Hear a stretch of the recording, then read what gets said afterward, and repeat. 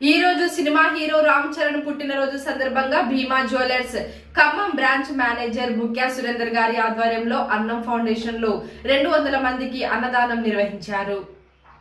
ఈ అన్నదాన కార్యక్రమంలో బ్రాంచ్ డిప్యూటీ మేనేజర్ లింగస్వామి గారు మరియు అలీం గారు, మార్కెటింగ్ కోఆర్డినేటర్ అడెపు చంద్రశేఖర్, కిషోర్, అనురాధ మరియు సిబ్బంది పాల్గొన్నారు.